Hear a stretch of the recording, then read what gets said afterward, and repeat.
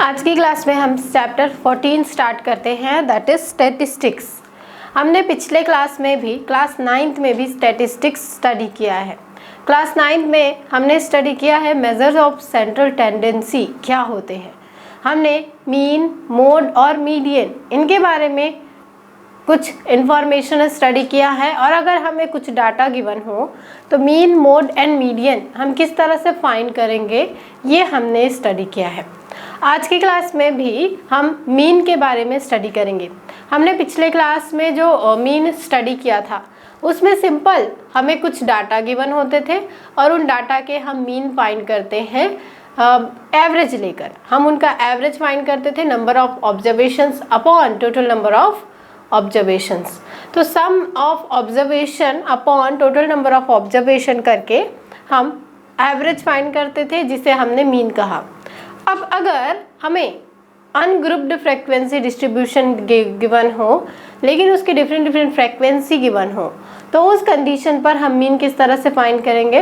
और अगर हमें ग्रुप्ड फ्रीक्वेंसी डिस्ट्रीब्यूशन गिवन हो तो उस कंडीशन पर हम मीन किस तरह से फाइंड करेंगे, आज की क्लास में हम स्टडी करेंगे। स्टैटिस्टिक्स क्या होता है ये तो हम क्लास 9th में बेसिकली पढ़ चुके हैं। This is information and data. अगर हमें किसी भी ऑब्जेक्ट के बारे में कहें या किसी भी बारे में हमें कुछ इन्फॉर्मेशन करके रखना है तो हम उसे स्टैटिस्टिक्स में लेते हैं। फॉर एग्जांपल अगर हमें किसी स्कूल की ही बात करें तो स्कूल अपने पुराने स्टूडेंट्स के रिकॉर्ड रखता है, that is called statistics. Okay, तो जो रिकॉर्ड रखा जाता है फ्यूचर यूज़ के लिए, उन सभी रिकॉर्ड्स को कहें या उन सभी डाटास को हम स्टैटिस्टिक्स में लेते हैं। स्टैटिस्टिक्स में मेनली हमें ये पता चलता है, अगर हम एक स्कूल का एग्जाम्पल कंसीडर करेंगे तो उससे हमें ये पता चलेगा कि किस स्टूडेंट ने ज़्यादा मार्क्स गेन किए, किसने कम मार्क्स गेन किए, किस सब्जेक्ट में स्टूडेंट्स ने ज़्यादा मार्क्स गेन किए। तो ये सारे जो डिटेल्ड इन्फॉर्मेशन हम क्रिएट करके रखते हैं, दैट इज़ कॉल्ड स्टैटिस्टिक्स। तो आज की क्लास में बेसिकली हम मीन पर ही डिस्कस करेंगे, ग्रुप्ड एंड अनग्रुप्ड दोनों ही फ्रीक्वेंसी डिस्ट्रीब्यूशन के लिए देखेंगे। तो अगर हम मीन की बात करते हैं, हमने क्लास 9th में क्या पढ़ा कि अगर हमें कुछ इस तरह से डाटा गिवन हो F1, F2, F3, F4 इस तरह से, और हमें इनके नंबर मालूम है, मान लीजिए ये हमें n टाइम्स गिवन है, तो इस कंडीशन पर जब हम मीन फाइंड करते थे तो हम क्या करते थे, sum of all datas upon total number of data. तो ये n टाइम्स है तो टोटल नंबर ऑफ डाटा हो गया n। हमने fi लिया और i की वैल्यू वेरी करेगी 1 से लेकर n तक। लास्ट में अगर यहाँ पर fn है तो ये हो जाएगा fn।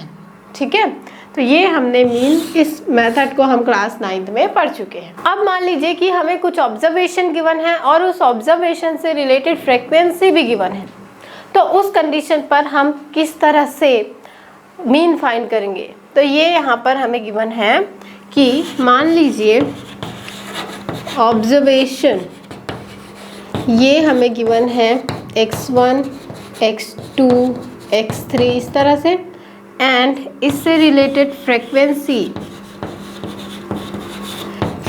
हमें गिवन है F1, F2, F3 up to Fn, this is up to Xn। तो इस कंडीशन पर हम मीन कैसे फाइंड करेंगे।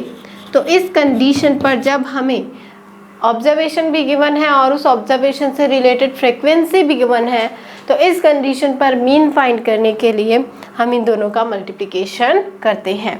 तो हम यहाँ से करते हैं F1 X1 इन दोनों का मल्टीप्लिकेशन, फिर F2 into X2, then F3 into X3, इसी तरह से हम करेंगे Fn into Xn, and then last में मीन फाइंड करने के लिए हम करते हैं summation of Fi Xi divided by summation of Fi, where I varies from 1 to n। तो अगर हमें ऑब्जर्वेशन और फ्रीक्वेंसी दोनों गिवन होंगे तो इस तरह से हमें ऑब्जर्वेशन और फ्रीक्वेंसी का मल्टीप्लिकेशन करना है और उन सभी मल्टीप्लिकेशन के सम लेने हैं न्यूमरेटर में और डिनोमिनेटर में फ्रीक्वेंसी का सम लेना है। तो जब इनका हम रेशियो फाइंड करेंगे दिस इज कॉल्ड मीन। तो ये बेसिकली आप याद रखिए क्योंकि ये मेथड हमने क्लास 9th में नहीं पढ़ा है। तो यहाँ पर हमारे बुक में एक एग्जाम्पल गिवन है, हम उसे कंसीडर करते हैं और उससे मीन फाइंड करते हैं। तो यहाँ पर देखिए हमें किसी स्कूल के स्टूडेंट्स के मार्क्स गिवन है और हमें इसका मीन फाइंड करना है।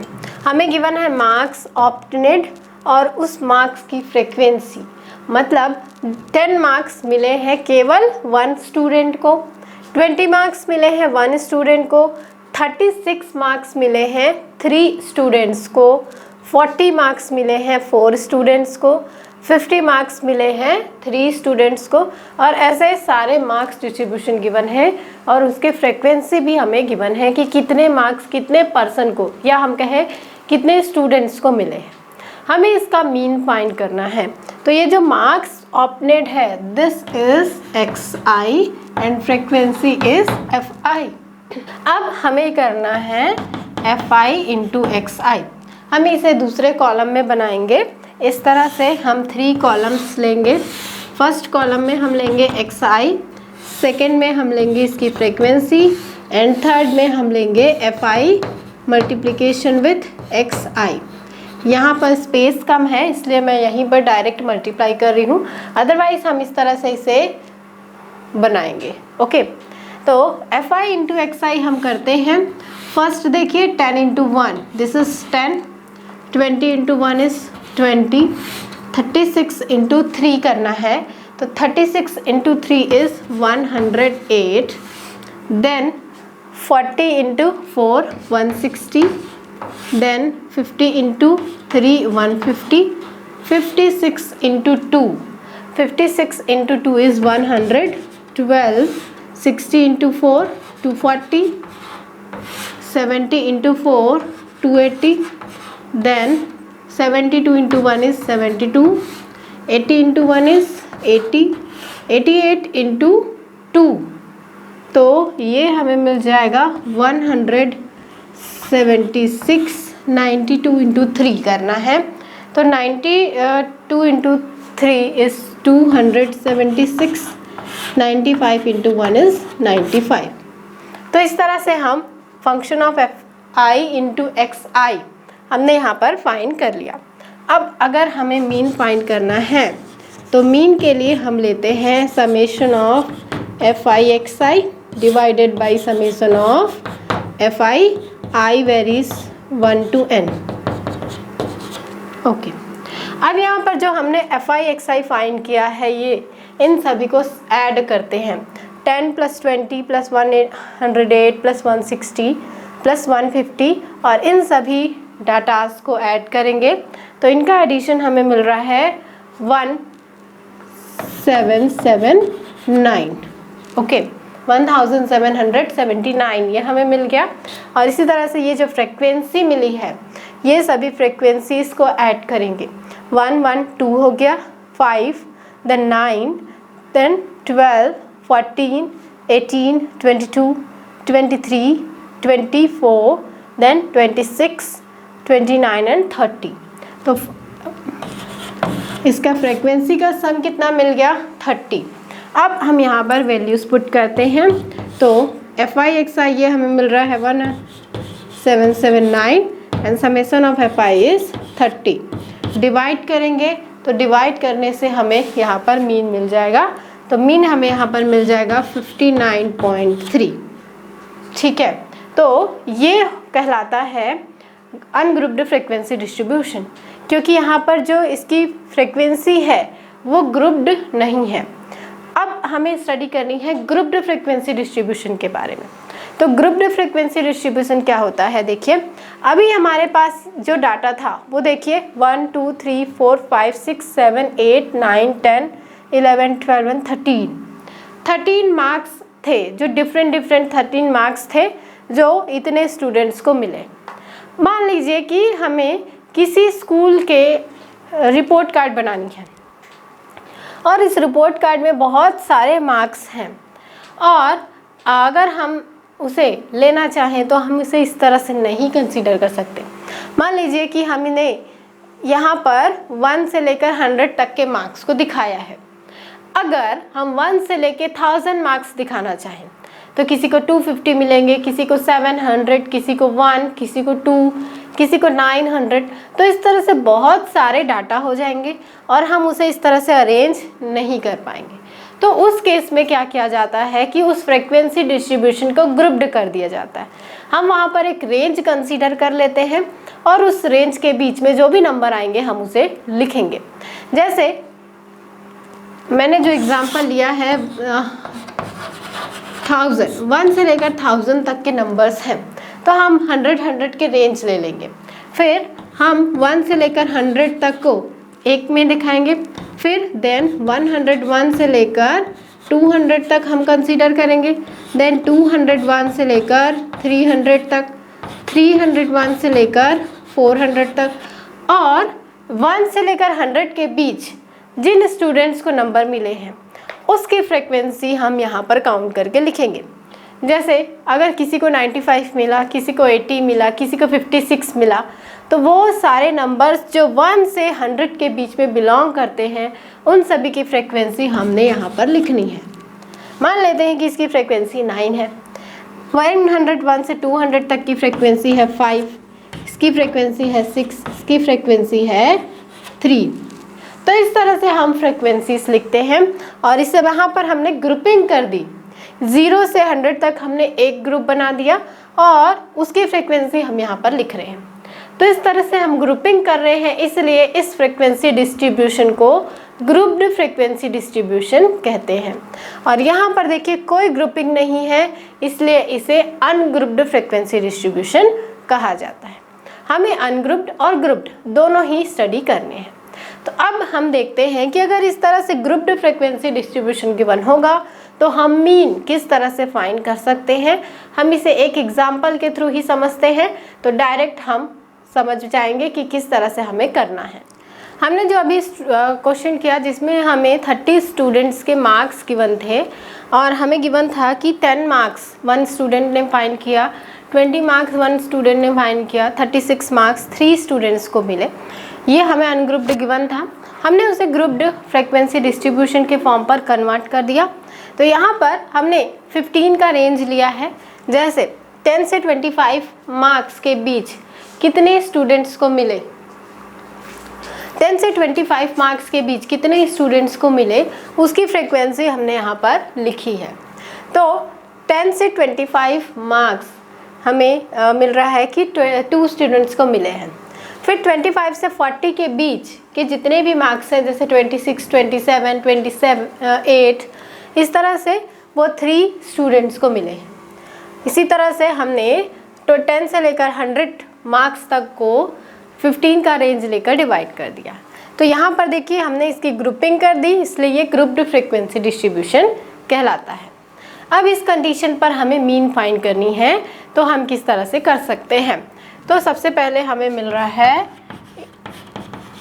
इंटरवल 10 से 25, 25 से 40, 40 से 55, 55 से 70, 70 से 85, देन 85 टू 100।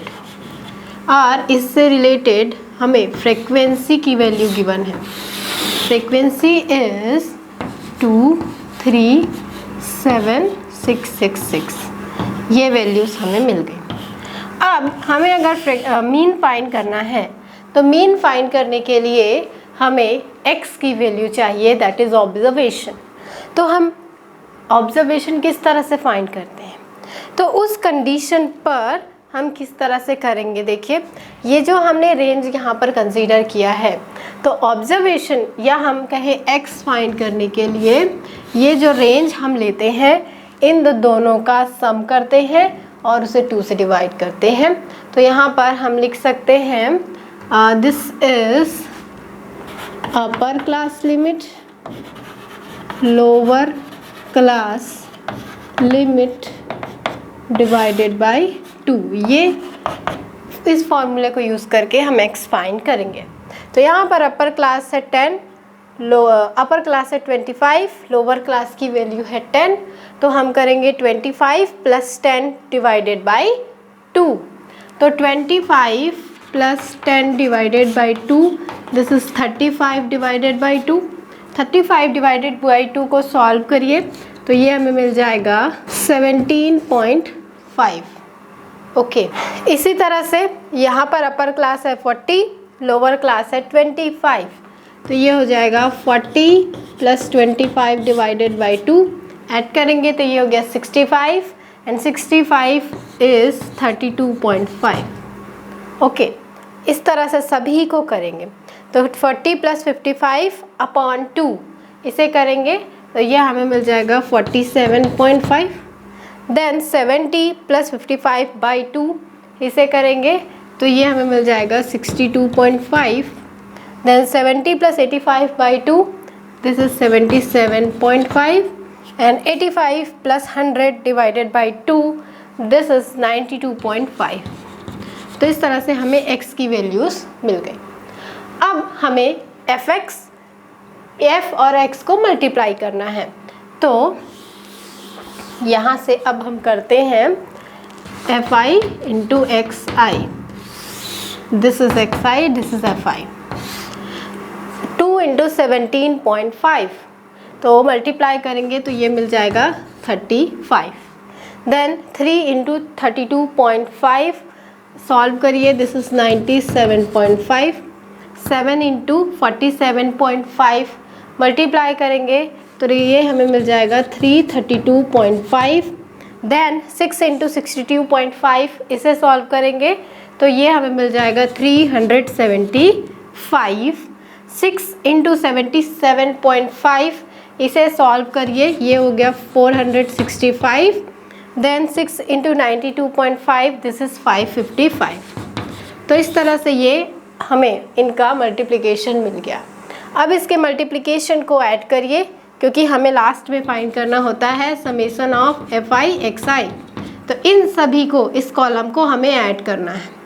तो 5 ये हो जाएगा 10, carry 1, then 5 plus 7, this is 12, 20, 14 plus 5 is 19, 19 plus 5 is 24, then 29, carry 1 है तो ये हो गया 30, फिर carry 3, 3 3 6, 6, then 9, 15, 15 plus 3 18, 18 plus 7 25, then plus 6 is 31, 31 plus 5 is 36, तो ये हो गया 6, carry 3, 3 3 6, 6 plus 3 is 9, 9 plus 4 is 13 and 13 plus 5 is 18, तो ये हो गया 1860।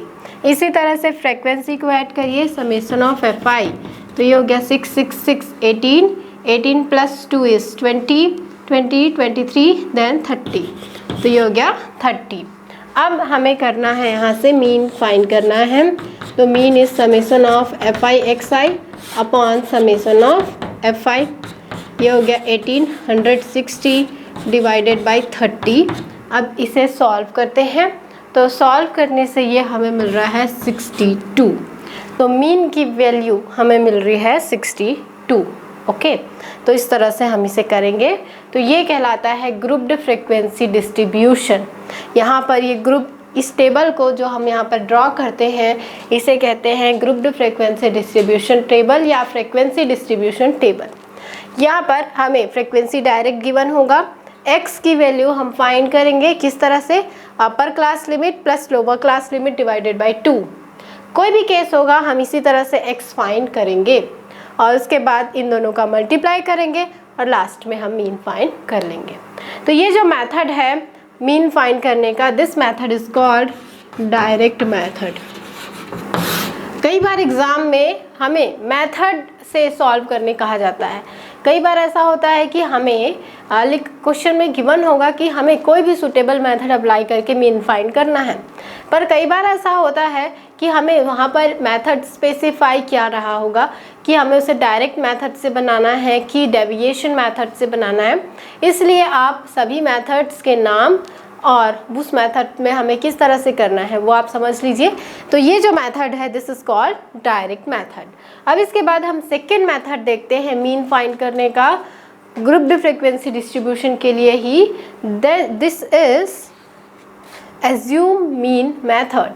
इस मेथड में भी हम यही क्वेश्चन कंसीडर करते हैं और एज्यूम्ड मीन मेथड से उसे सॉल्व करते हैं और देखते हैं कि मीन की वैल्यू इक्वल आती है कि नहीं। ठीक है, अब हम सेकेंड मेथड देखते हैं that is assume mean method.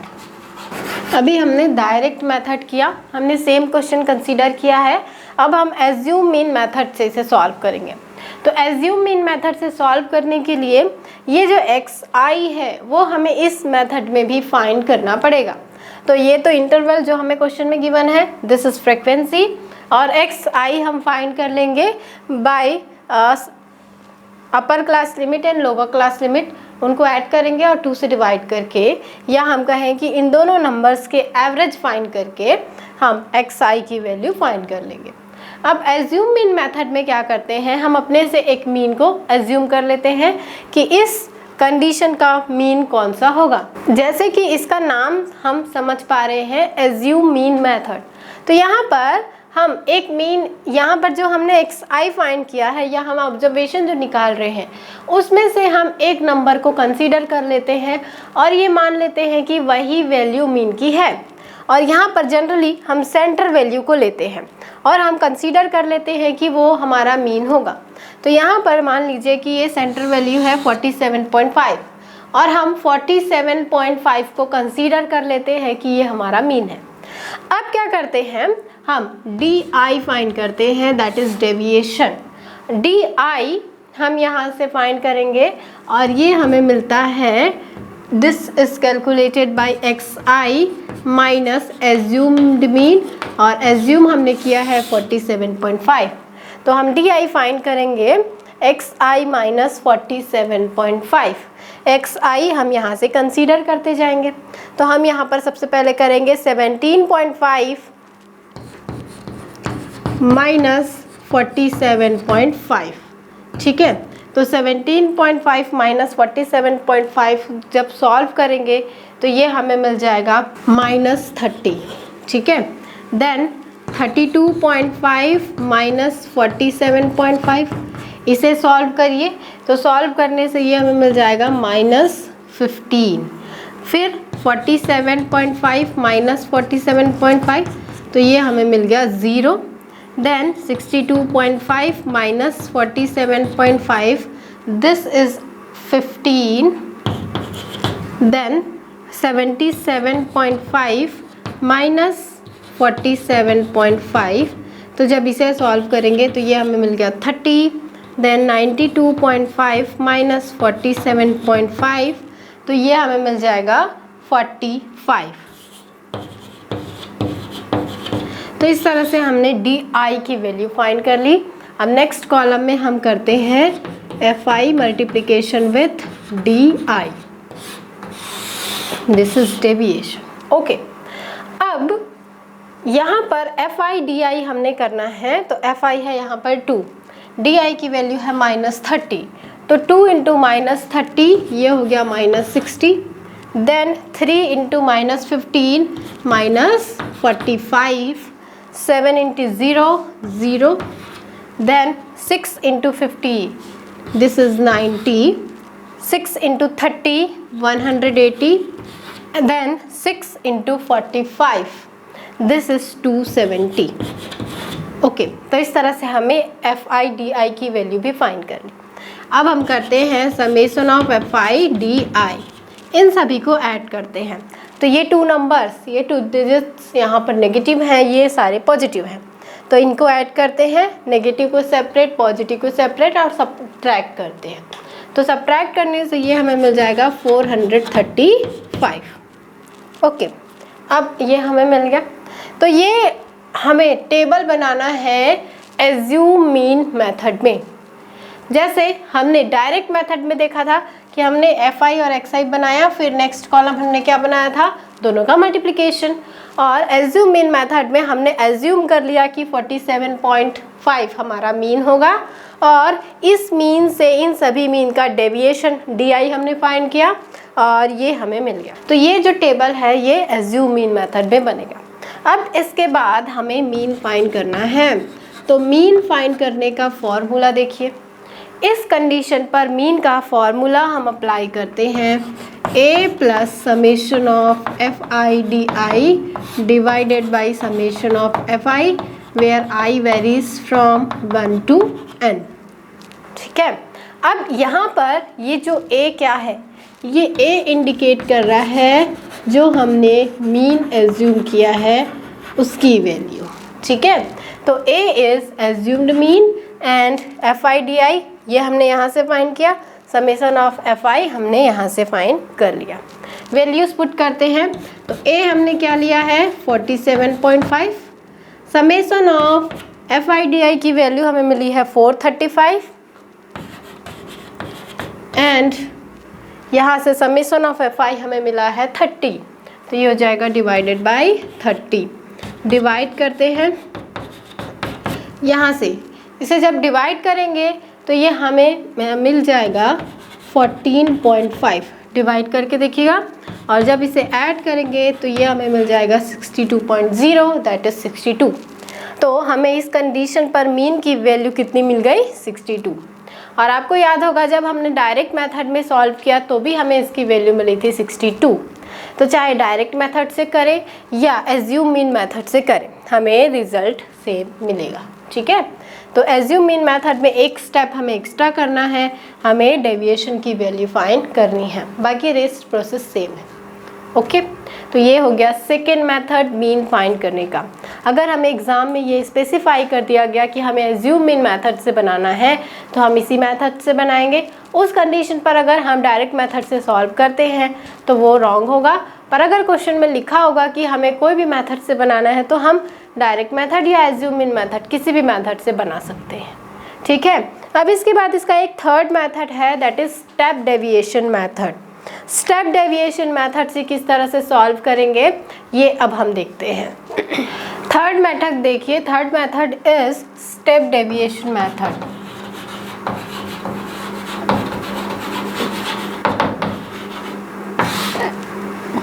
इस मेथड में क्या करते हैं, देखिए ये जो 4 कॉलम्स हैं वो तो सेम रहेंगे। First is interval column, second is frequency column, third is observation column जो हम इनके अपर क्लास लिमिट और लोअर क्लास लिमिट की हेल्प से हम बनाते हैं। तो ये XI भी सेम रहेगा। फिर इसके बाद जो डेविएशन का कॉलम हमने बनाया था अभी पिछले मेथड में, that is assume mean method, जिसमें हमने एक मीन एज्यूम किया था 47.5 और हमने इन सभी को 47.5 से सब्ट्रैक्ट करके ये वैल्यूज़ फाइंड की थी। तो ये डेविएशन का कॉलम भी स्टेप डेविएशन मेथड में रहेगा। ठीक है, अब यहाँ पर नेक्स्ट कॉलम हम बनाते हैं जिससे हम इंडिकेट करते हैं UI से, और ये होता है XI minus A divided by H, या हम इसे लिख सकते हैं DI अपॉन H। ओके, एक ही मतलब है। तो यहाँ पर H क्या कहलाता है, H is difference between upper class limit and lower class limit. तो 25 और 10 में कितने का डिफरेंस है, तो अगर हम डिफरेंस करते हैं तो वहाँ पर हमें 15 का डिफरेंस मिल रहा है। ये सारे डिफरेंस सेम है, 15, 15, 15 के इसमें डिफरेंस है। तो H को हम कहते हैं H is nothing but class size. Okay, तो DI अपॉन H करके हम ये वैल्यूज़ फाइंड करते हैं। तो ये हो जाएगा -30/15, this is -2, then -15 upon 15, this is -1, then 0 upon 15 is 0, 15 upon 15 is 1, 30 upon 15 this is 2 and 45 upon 15 is 3। तो ये UI की वैल्यू हमने फाइंड कर ली। फिर एक नेक्स्ट कॉलम हम बनाते हैं जिसमें हम करते हैं FI into UI। Okay, multiply करेंगे फ्रिक्वेंसी के साथ, तो 2 into -2 this is -4, 3 into -1 is -3, 7 into 0 this is 0, then 6 into 1 is 6, 6 into 2 is 12, then 6 into 3 is 18। तो ये हमें इस तरह से मिल गया। अब हमने ये जो FI UI फाइंड किया है, इनका समेशन हम यहाँ पर करते हैं। तो -4 - 3 is -7, then -7 + 6 is -1, then this is 11 + 18 यहाँ से हम करेंगे तो 11 + 18 इज़ 29। ओके, तो समेशन ऑफ FI UI हमें मिल गया। समेशन ऑफ FI की वैल्यू मालूम है, दिस इज़ 30। अब स्टेप डेविएशन मेथड से अगर हमें मीन फाइंड करना है तो उस मीन के लिए हम फॉर्मूला यूज़ करते हैं, mean is A + H into summation of FI UI divided by summation of FI। ये फॉर्मूला हम यूज़ करते हैं स्टेप डेविएशन मेथड में, ठीक है। तो A क्या है यहाँ पर, A इज़ एज्यूम्ड मीन, तो A है 47.5, H इज़ क्लास साइज, और क्लास की साइज़ हमने क्या ली है 15, तो ये हो जाएगा 15 इंटू FI UI का समेशन हमें मिला है 29, तो ये हो गया 29 divided by summation of FI, this is 30। तो ये हमें इस तरह से मिल गया। यहाँ से 15 1 × 15, 15 2 × 30, ये हो गया 47.5 + 29/2। 29/2 को सॉल्व करेंगे तो ये हमें मिल जाएगा 14.5, ठीक है, और इसे ऐड करते हैं तो ये हो जाएगा 62। तो यहाँ पर भी मीन की वैल्यू हमें 62 ही मिल रही है, जो पिछले 2 मेथड्स में मिली थी। मीन को हम x बार से इंडिकेट करते हैं, तो अगर इस तरह से x बार लिखा हुआ है तो वो भी मीन को इंडिकेट करेगा, ये बात भी आप याद रखिए। तो ये जो थर्ड मेथड है स्टेप डेविएशन, ये यूज़ किया जाता है कैलकुलेशन को इजी करने के लिए, क्योंकि आपने देखा कि यहाँ पर जो कैलकुलेशन है, या हम कहें कि ये जो मल्टीप्लिकेशन है, वो मल्टीप्लिकेशन यहाँ पर इजी हो गया। यहाँ पर कॉलम के नंबर्स बढ़ गए, लेकिन ये मल्टीप्लिकेशन आसान हो गया, जबकि पिछले मेथड्स में हमने देखा था कि मल्टीप्लिकेशन कॉम्प्लिकेटेड था। तो इसलिए इस स्टेप डेविएशन मेथड को यूज़ किया जाता है। तो आपने देखा कि चाहे हम डायरेक्ट मेथड यूज़ करें, चाहे स्टेप डेविएशन मेथड यूज़ करें, चाहे एज्यूम्ड मीन मेथड यूज़ करें, हमें मीन का रिजल्ट सेम मिलेगा। तो मीन चेंज नहीं होता, चाहे कोई भी मेथड से करिए। ध्यान दीजिएगा कि आप कौन से मेथड से कर रहे हैं और पूरे फोकस के साथ उसी मेथड को करिए। अगर एग्ज़ाम में ये हमें स्पेसिफाई कर दिया गया कि हमें उसी मेथड को लगाना है, तो आप उसी मेथड को अप्लाई करके सॉल्व कीजिए। अदरवाइज़ तीनों में से कोई सा भी मेथड आप अप्लाई कर सकते हैं। यहाँ पर एक बात और याद रखिए, एज्यूम्ड मीन मेथड में मैंने इसे एज्यूम किया था, 47.5 को एज्यूम किया था एज अ मीन। आप चाहें तो 32.5 को भी कर सकते हैं, 62.5 को भी कर सकते हैं, किसी को भी आप कंसीडर करिए, हमें सेम रिज़ल्ट मिलेगा, ठीक है। तो इस तरह से हम इसे सॉल्व करेंगे। तो आज की क्लास में हम यहीं तक करते हैं, और हमने सॉल्व किया, हमने स्टडी किया कि किस तरह से हम मीन फाइंड करेंगे। नेक्स्ट क्लास में हम इससे रिलेटेड बुक की एक्सरसाइज 14.1 के क्वेश्चंस देखेंगे, जिसमें हमें मीन से रिलेटेड बहुत सारे एग्जाम्पल्स गिवन होंगे। एग्जाम्पल देखिए, हमें गिवन है the table below gives the percentage distribution of female teachers in the primary schools of rural areas of various states and union terrorist of various states of India. Find the mean percentage of female teachers by all the 3 methods discussed in this section. हमें यहाँ पर mean find करना है। यहाँ पर female teacher के percentage given है different states में, और मीन फाइंड करना है तीनों मेथड्स को यूज़ करके। तो सबसे पहले हम टेबल बनाते हैं, और टेबल में सबसे फर्स्ट कॉलम क्या होगा, जो हमें यहाँ पर इंटरवल्स गिवन है, वो इंटरवल हमने लिया है कि 15 से 25 के बीच में कितने हैं, 25 से 35 में कितने हैं, 35 से 45 में कितने हैं। फिर इसकी फ्रीक्वेंसी, सेकंड कॉलम में हम लेंगे इसकी फ्रीक्वेंसीज हमें गिवन है, उसे हम यहाँ से लिख लेते हैं। फ्रीक्वेंसी के बाद जो थर्ड कॉलम हम यहाँ पर बनाएंगे, third column is XI। X i हम कैसे करते हैं, upper class plus lower class divided by 2। तो 25 प्लस 15 डिवाइडेड बाई 2 करेंगे तो ये हमें मिल जाएगा 20। फिर 35 प्लस 25 डिवाइडेड बाई 2 करेंगे तो ये मिल जाएगा 30। देन 35 प्लस 45 डिवाइडेड बाई 2 करेंगे तो ये हमें मिल जाएगा 40। फिर इसके बाद सभी में ऐसा करके हम यहाँ से वैल्यूज़ फाइंड कर लेते हैं। हमें एक्स आई की वैल्यू भी मिल गई। नेक्स्ट कॉलम हम यहाँ से बनाएंगे summation of f I, sorry next column हम यहाँ से बनाते हैं एफ आई इंटू एक्स आई का, जो हमारा फर्स्ट मेथड इंडिकेट करता है, that is direct method. Okay, तो इसे मल्टीप्लाई कर लीजिए। 6 into 20 120, 11 into 30 this is 330, 40 into 7 ये हमें मिल जाएगा 280, 4 into 50 this is 200, this is 240, 140 and 80।